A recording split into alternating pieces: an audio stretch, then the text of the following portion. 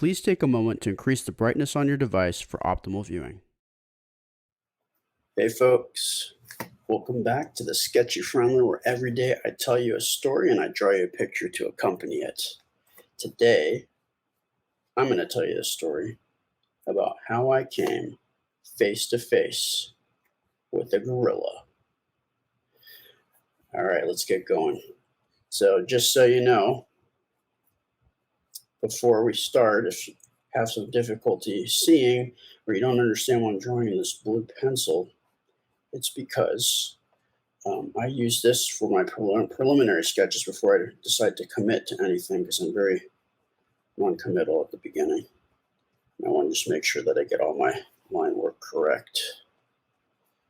But if you also think that what you're seeing is a little too small for you, then if you're on a phone, be sure to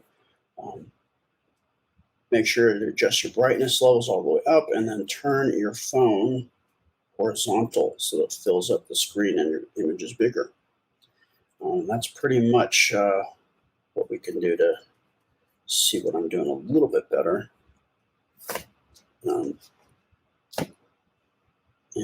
Yeah, so let's get to it. So how does this story begin? Well, and I might have mentioned this before, but when I was about 19, I had an internship at a company, animation house called Skellington Productions. And they were the ones responsible for A Nightmare Before Christmas. When I was interning for them, it was when they were working on James and the Giant Peach. So it's a little bit after that. I just ended up going up to the door one day. I knew where they were, and I had my resume, and I just handed my resume to somebody walking in and asked them if they'd pass it along. Fortunately, it was a production assistant for the art department, so I ended up getting an internship for the art department, which was awesome because I did art. And while I worked there, I helped out people in the art department. I ran errands for them. I helped work on stuff that they needed help on, and but I also met a lot of people. I met people in the art department. Right next door to the art department was the story department. So I met all the storyboard artists and a lot of really, really cool people over there as well.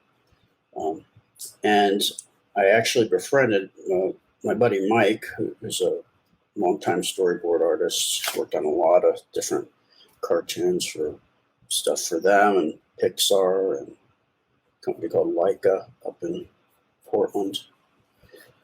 But he kind of took me under his wing and sort of mentored me for a while, which was cool. And one of the things that we did was we went to the zoo. He wanted to get me up on my gesture drawing, and one of the best ways to do gesture drawing is to draw animals, because they're not cooperative. You know, they're just doing their animal thing. They don't care what you're doing, and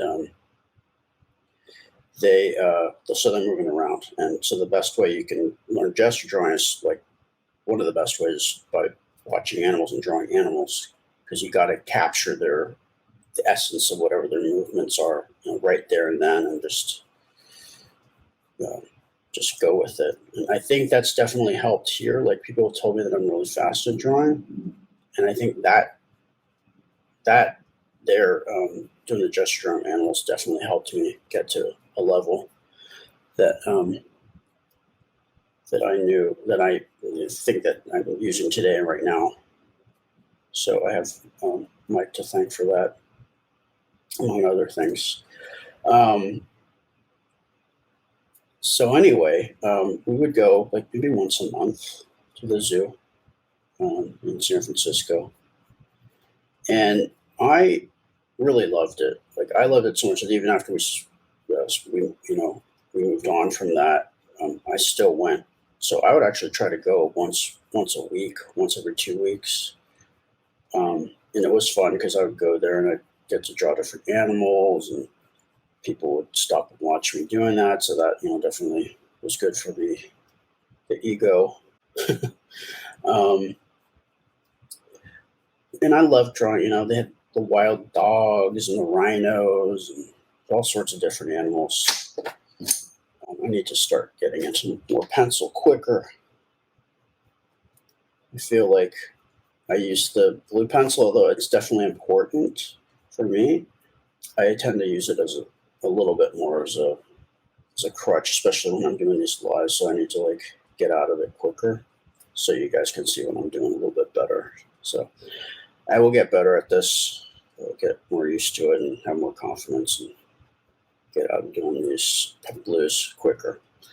At any rate, so yeah, I love drawing the rhinos and wild dogs and all sorts of animals, but I really love drawing the gorillas because after you've been drawing animals for a long time, like kind of gets a little monotonous. I mean, it's still cool, but you never know what you're going to get with the gorillas because they're aware of you. Like the other animals, I think it probably, unless you had food, they could care less whether you were around or not, or they saw you as food.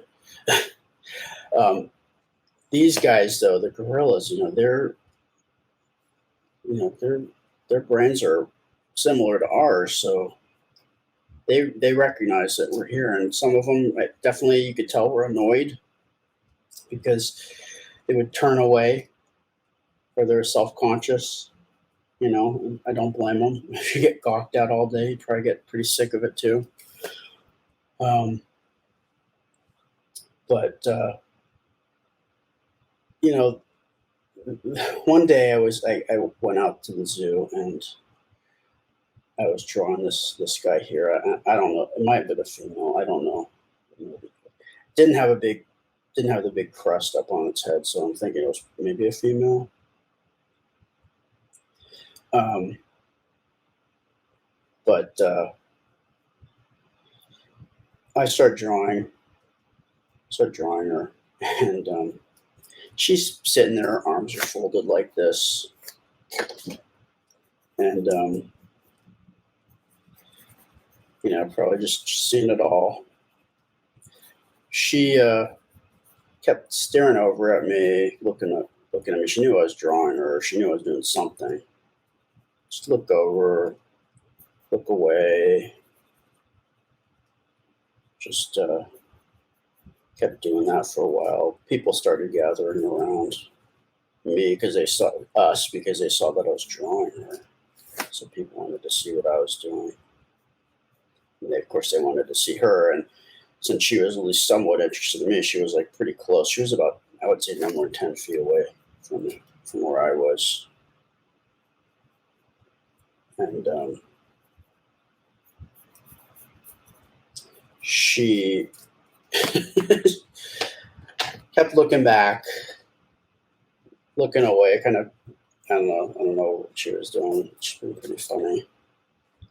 And finally, like, she stopped looking when we caught each other's eye, and she just started grinning. So I get this grinning gorilla, and it was almost like she was posing. Like, I don't know if she thought I was taking a picture, or maybe she knew that I was drawing her. I don't know, because I had the piece of paper. The tablet was not really facing her. Maybe she could see it. I don't know. But yeah, she was grinning at me, and everybody just started laughing. It was fun. I'm glad she had fun with it. I'm glad she wasn't irritated.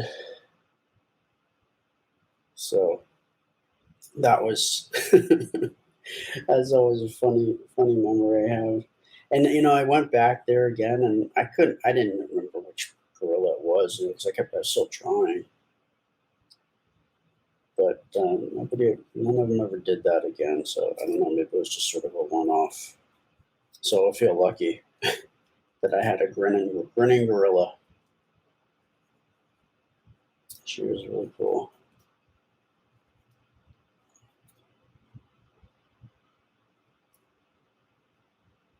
And I don't know if she do gorillas grin, like, is that the same as smiling, or maybe she was mad at me? I don't know. She wasn't making any noise. She just hung out there, so I think it seemed like she was having an okay time. So I can't feel too bad.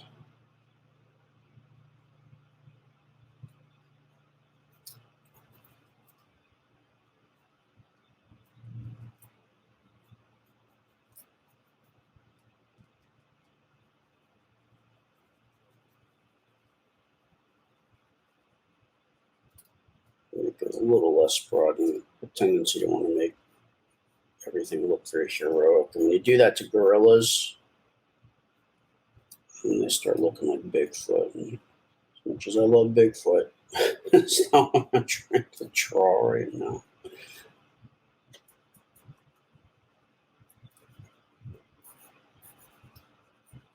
I should have put the head lower, huh? Yeah, you live, you learn. You know, I've been learning how to do these, and these videos, and I'm not up on my tech stuff, so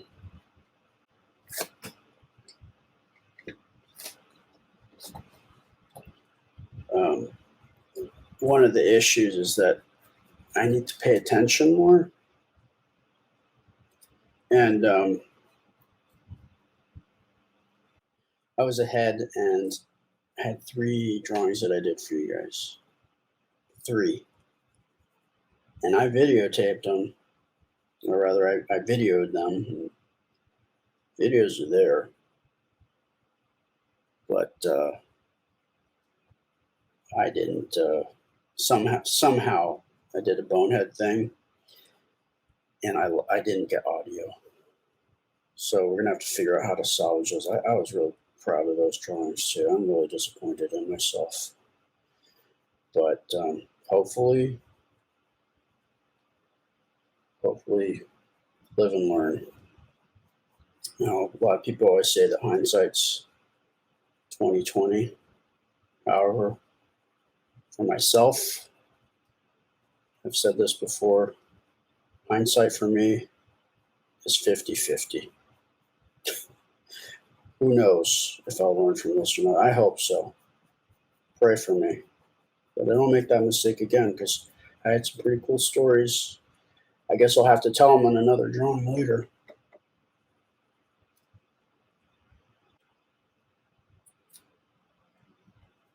So there you go, guys.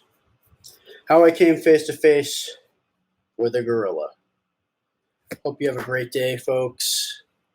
Take care, have fun, and I will see you next time. Bye.